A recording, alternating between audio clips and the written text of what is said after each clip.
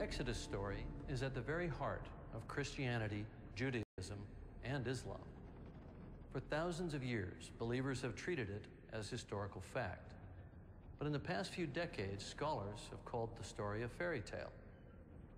I'm James Cameron, and I know a filmmaker who for nearly a decade has been on a mission to answer a 3,000-year-old question. Is the Exodus fact or fiction? His name is Simcha Jakubowicz, and he's a two-time Emmy winner in investigative journalism.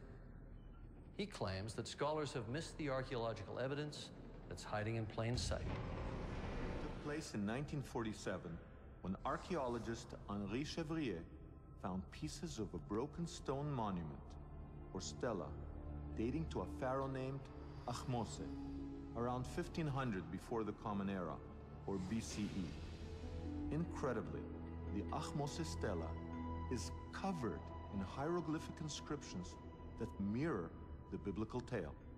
So using Chevrier's published description, we reconstructed the stela and got one of the world's leading Egyptologists to comment on it. We have this very interesting stela, which is dated to the reign of Ahmose.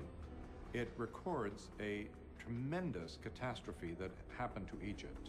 We're not quite clear what it was, but it involved rain and thunder and lightning and such a storm that rarely happens in Northeast Africa. I mean, that's a dry area.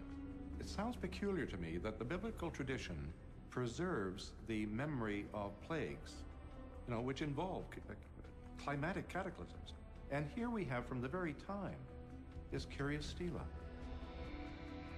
This curious stela may in fact hold the key to the Exodus enigma. Let's take a closer look.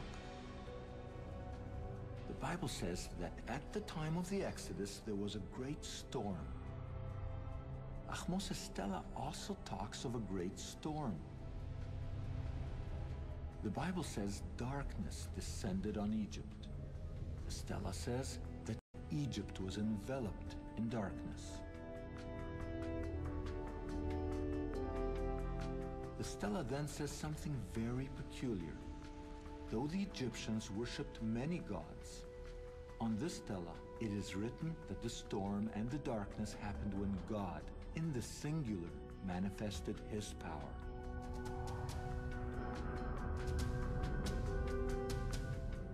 The Bible describes Pharaoh, but never names him. Because of this stela, we now know his name. Ahmose. Here is the man who confronted Moses.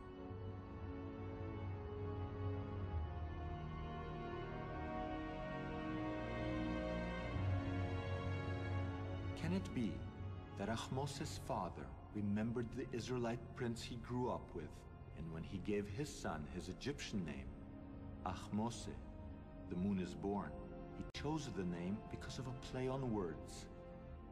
In Hebrew, Ahmose means the brother of Moses. In history, Pharaoh Ahmose is most famous for expelling a foreign nation from Egypt around 1500 BCE. At the time, Egypt was ruled by a people that the ancients called Hyksos. Egyptian history clearly states that the Hyksos who ruled mighty Avaris were Semites like the Israelites, and that they left on a mass exodus, known as the Hyksos expulsion. We have in the Bible the story of the Semites leaving Egypt and going eastward from Egypt. At the same time, independent of the Bible, we have a story of the Hyksos being expelled from Egypt. I think definitely the two stories are related. They're describing the same event from different viewpoints. Currently, most scholars date the Exodus to 1270 BCE during the reign of Pharaoh Ramses II. But some scholars are now breaking with that consensus. The Bible gives information that would put the Exodus about 480 years before the early years of Solomon, in the middle of the 15th century BC.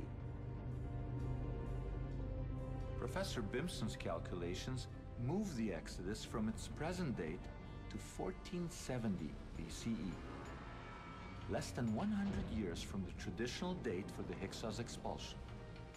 These are too close to write off as a coincidence, so we have a new date for the Exodus, approximately 1500 BCE. The Hyksos. And the Hyksos expulsion is what we're talking about when we are talking about the Exodus.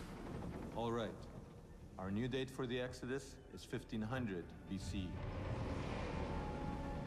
And we know from the Bible that the Israelites arrived in Egypt some 200 years before their Exodus.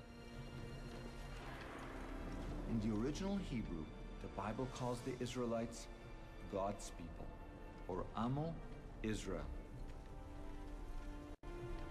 If we write about our dates, there should be hard archaeological evidence for the arrival of these Amo around 1700 BCE.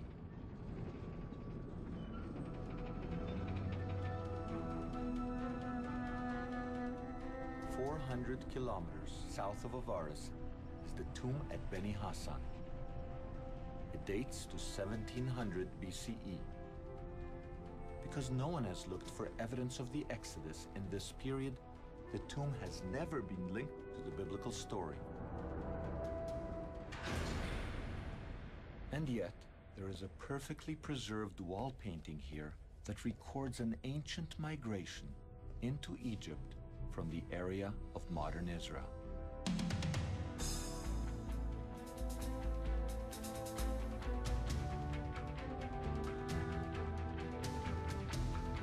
As in the Bible, the scene involves bearded Semites riding donkeys and bringing their families and flocks into Egypt.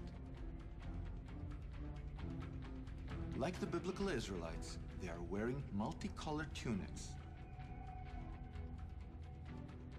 The hieroglyphic inscription on this wall calls these people the Amo, God's people. Looking in the right place, during the right time, we are the first to recognize a veritable snapshot of the migration of the biblical Israelites to Egypt. The Bible records that at the time of their arrival, one Israelite rose to the highest levels of Egyptian power. His name was Joseph, son of Yaakov, Jacob in English, and he became so powerful that he wore on his finger the seal of royal authority. Discovering Joseph's seal at Avaris would prove that the Israelites arrived here exactly when our timeline predicts.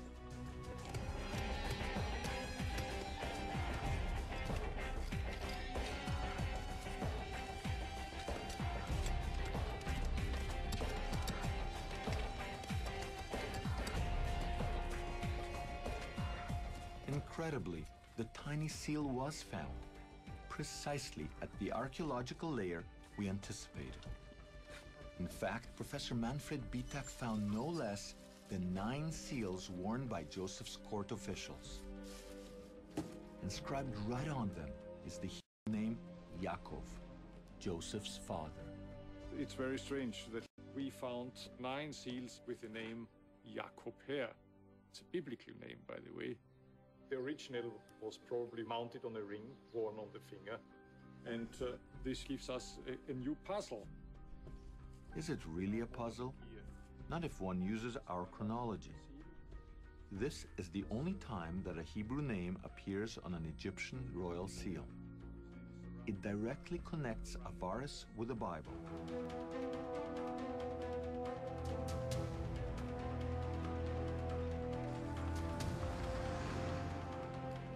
Now that we found hard evidence for the arrival of the Israelites in Egypt and their rise to power, we went searching for archaeological proof of their downfall and the slavery that led to the Exodus.